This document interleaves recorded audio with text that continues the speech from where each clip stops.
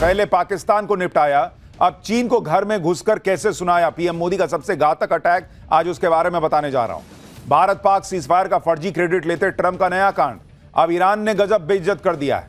ना रूस सुन रहा है, ना इजराइल, ना ईरान। ट्रंप की वो छीछा लेदर कि मोदी भी हंसी रोक नहीं पाएंगे। आज सबसे पहले उसका चैप्टर खोल रहा हूं। जो लोग नरेंद्र सरेंडर की बातें करते हैं, वो लोग आज ये देख लें कि नरेंद्र मोदी की लीडरशिप में भारत कैसे धमाके पर धमाके कर रहा है। पहले पाकिस्तान को भारत ने निपटाया, अब चीन को घर में घुसकर भारत सुना रहा है। चीन और पाकिस्तान दोनों पर पीएम मोदी ने एक साथ सबसे घातक अटैक किया है। यह नरेंद्र मोदी की लीडरशिप में भारत का जलवा है। जबकि दूसरी तरफ आप ट्रंप को देख लीजिए।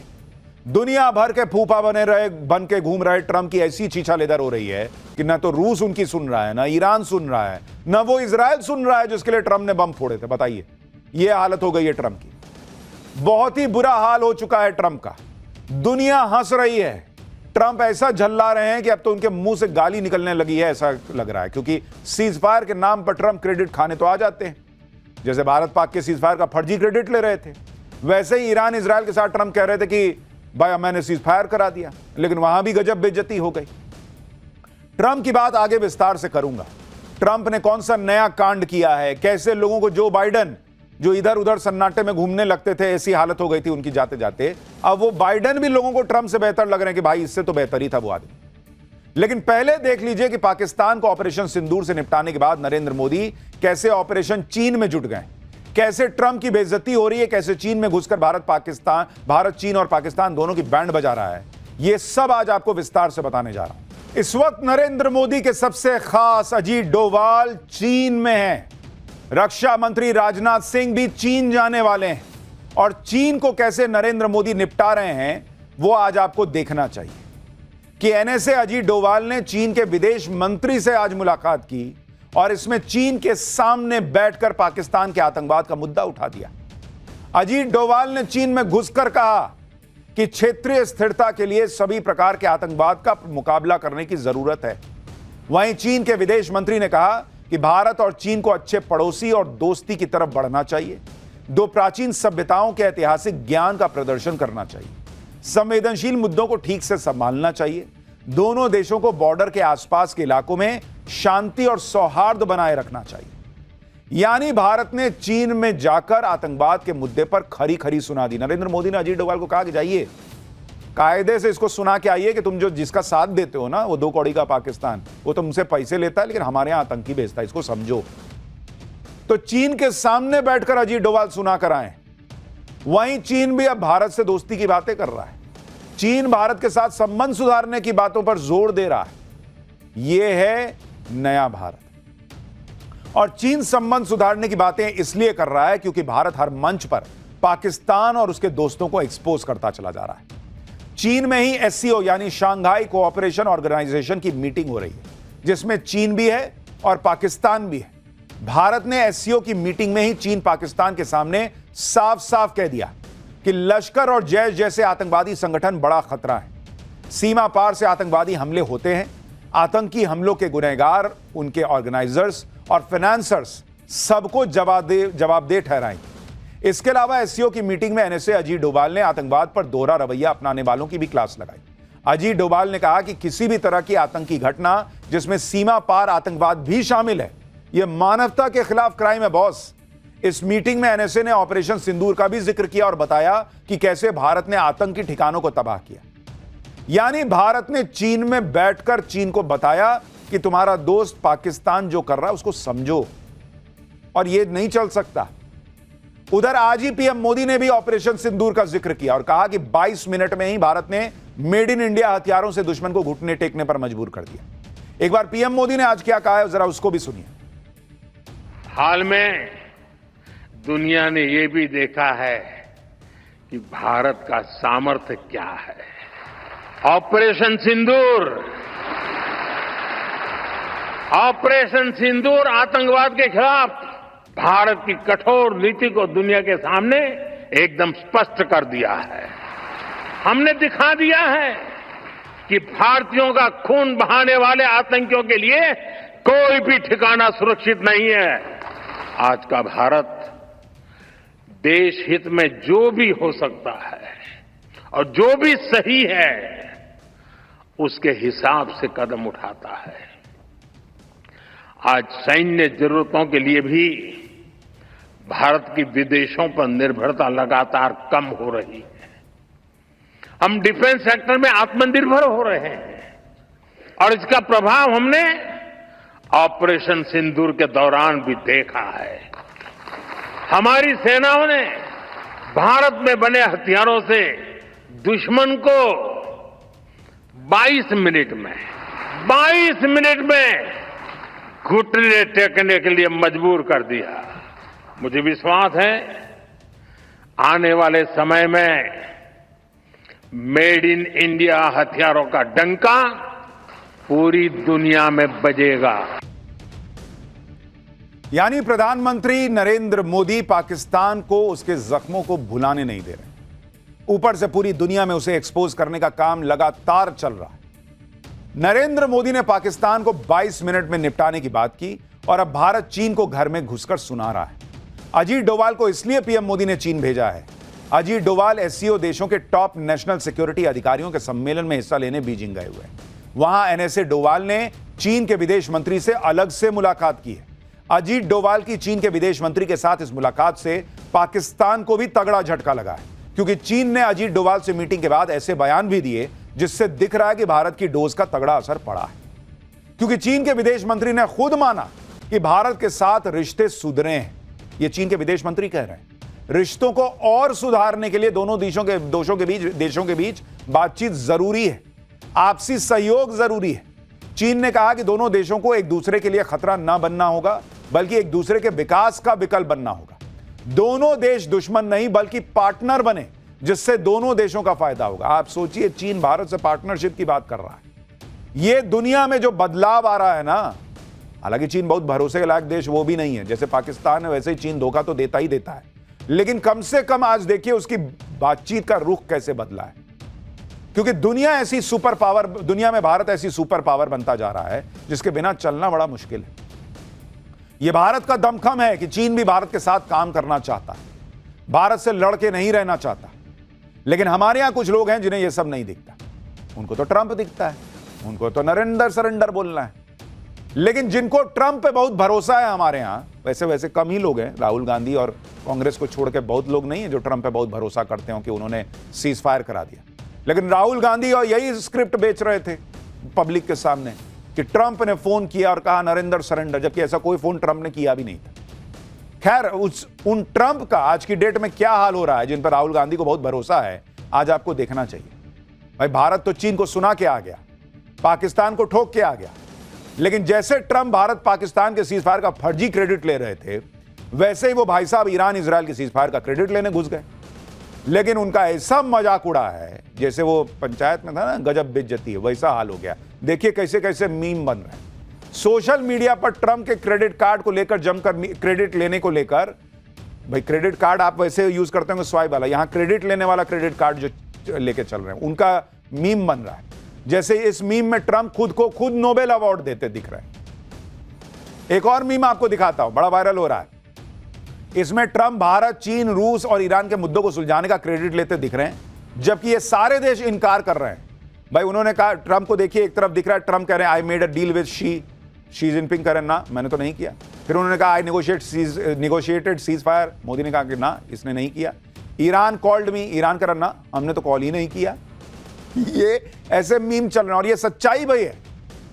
मीम देखिए जिसमें ईरान पर बम बरसते भी दिख रहे हैं और ट्रंप की इमेज के नीचे लिखा है चलो अब शांति की बात करते हैं। सबसे शानदार मीम तो यह है जिसमें ट्रंप के हाथ में एक प्ले कार्ड है और इसमें लिखा है कि ईरान न्यूक्लियर हथियार बना सकता है अगर खमेनेई ट्रंप को नोबेल अवार्ड के लिए नॉमिनेट कर देते हैं। यह देखिए, जिसमें ट्रंप की इमेज लगाकर लिखा है कि लड़ाई झगड़ा कराने और सुलझाने के लिए संपर्क करें। एक और मीम दिखाई जरा, उसमें कह रहा है, ये देखिए कि दिन में जो है वो ट्रंप जो है वो खुद को नोबेल शांति पुरस्कार देते हैं और रात में जो है वो ईरान पर बम गिरा देते हैं। तो भयंकर छीछा लेदर सोशल मीडिया पर डोनाल्ड ट्रंप की हो चुकी है। लड़ाई झगड़े कराने और सुलझाने के लिए संपर्क करें, पार्टी ऑर्डर्स लिए जाते हैं। जैसे नहीं होता है कि शादी ब्याह के लिए संपर्क करें, यहां हम पार्टी का भी ऑर्डर लेते हैं, वैसा लोग मीम बना रहे हैं। फॉर डिस्काउंट से नोबेल फॉर ट्रंप, मतलब डिस्काउंट चाहिए तो ट्रंप को नोबेल पुरस्कार दिलवाने की बात कर दीजिए। यह हालत हो गई है अमेरिका के राष्ट्रपति की। लोग मजाक उड़ा रहे हैं बॉस ट्रंप का, और हमारे यहां राहुल गांधी ट्रंप की बात पे भरोसा करते चलते हैं। कुल मिलाकर ट्रंप ने अपने बयानों, अपने फैसलों से अपनी जगहसाई तो कराई, साथ ही अमेरिका की साख पर भी बट्टा लगाने का काम कर दिया है। ट्रंप जिस तरह की हरकतें कर रहे हैं उससे तो लोगों को ट्रंप के पहले के राष्ट्रपति जो बाइडेन की भी याद आने लगी। बाइडेन पर लोग हंसते थे क्योंकि वो चलते चलते अचानक गिर जाते थे, अचानक सेंसलेस हो जाए। ये देखिए, ये बाइडेन की तस्वीरें, लोग तब इस पे बाइडेन पे हंसते थे कि कैसा ही राष्ट्रपति है। प्लेन पे चढ़ते चढ़ते बाइडेन लड़खड़ा जाते थे, कभी इधर जाना था तो बाएं जाने लगते थे, बाएं जाना है तो दाएं जाने लगते थे। तो लोग बाइडेन पे हंसते थे कि क्या ही राष्ट्रपति अमेरिका को मिला।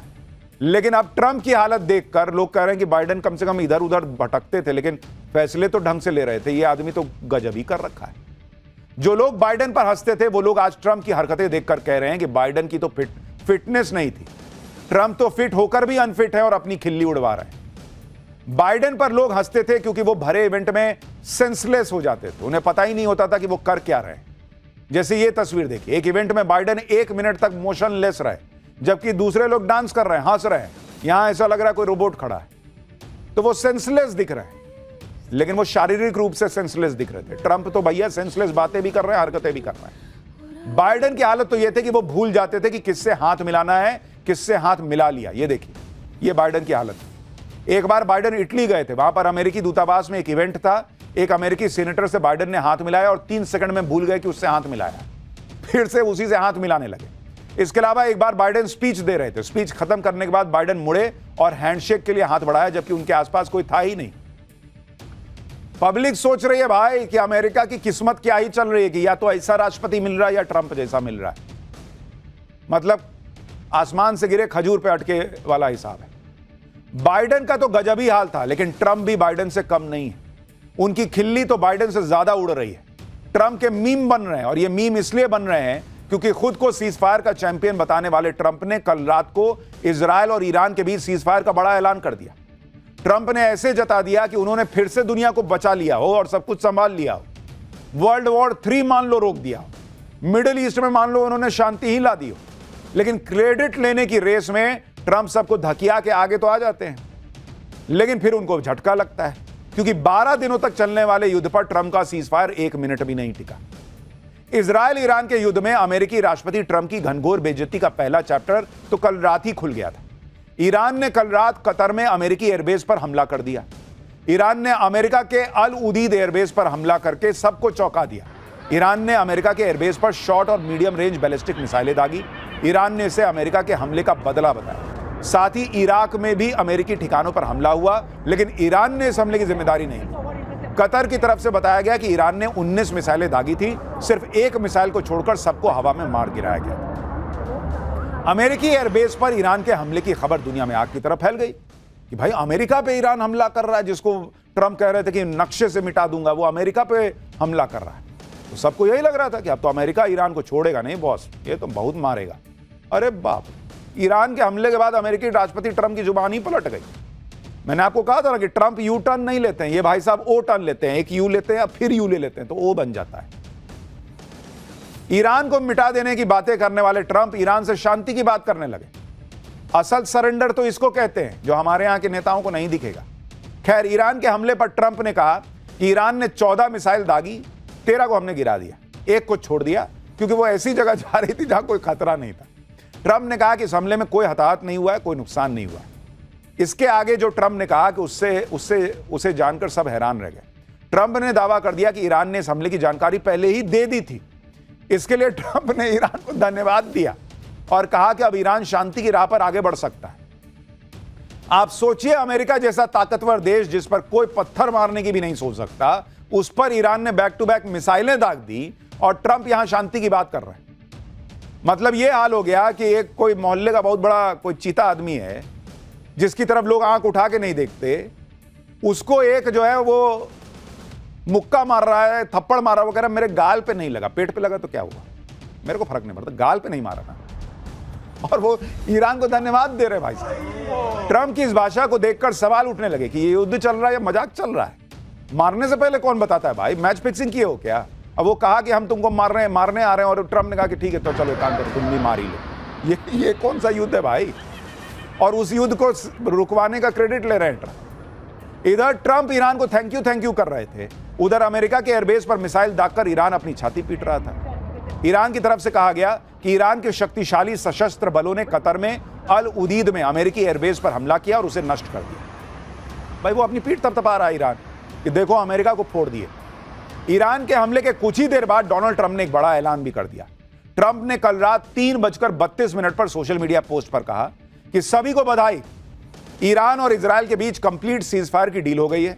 ट्रंप ने कहा कि अभी से लेकर अगले 6 घंटे का विंडो है, इस बीच में दोनों देश अपने फाइनल मिशन को पूरा करेंगे। इसके बाद ईरान सीजफायर शुरू करेगा और इसके 12 घंटे बाद इजराइल भी उसे फॉलो करेगा और इस तरह 24 घंटे में युद्ध खत्म हो जाएगा। इसके बाद ट्रंप ने दोनों देशों को बधाई भी दे दी। ट्रंप ने कहा कि यह युद्ध कई सालों तक चल सकता था, पूरे मिडिल ईस्ट को तबाह कर सकता था, लेकिन ऐसा नहीं हुआ, ना होगा। मतलब क्रेडिट लेने के लिए तो मैंने कहा ना, वो मुक्का कोहनी मार के आगे आ जाते कि मैंने सब कर दिया। ट्रंप ने पूरा माहौल बना दिया कि उन्होंने दुनिया को एक और तबाही से बचा लिया है और अब सब कुछ ठीक हो जाए। लेकिन ट्रंप के सीजफायर के ऐलान के बाद इजराइल ने दावा किया कि ईरान ने उस पर मिसाइलें दाग दी। बताइए, ये तो अमेरिका की हैसियत कर दी इन्होंने कि ट्रंप कह रहे हैं कि मैंने सीजफायर करा दिया, ईरान मिसाइल दाग दिया इजराइल पे। मंगलवार की सुबह इजराइल में वॉर सायरन बजने शुरू हो गए। इजराइल ने दावा किया कि सीजफायर शुरू होने के 2.5 घंटे के अंदर ही ईरान ने उस पर 6 बैलिस्टिक मिसाइल दागी है। इजराइल के मुताबिक ईरान ने इजराइल के बेशरबा में एक बिल्डिंग पर मिसाइल दागकर उसे गिरा भी दिया। इस हमले में 4 लोगों की मौत हो गई, 20 लोग घायल हो गए। आप देखिए कैसे वहां मिसाइल जा रहा है, ईरान का सायरन बज रहा है और ट्रंप कह रहे हैं कि मैंने तो युद्ध रुकवा दिया। इजराइल ने ईरान पर सीजफायर तोड़ने का आरोप लगाते हुए पलटवार भी कर दिया। मतलब इजराइल भी नहीं रुका। ईरानी हमले के जवाब में इजराइल ने अपनी सेना को तेहरान में हमले का आदेश दे दिया।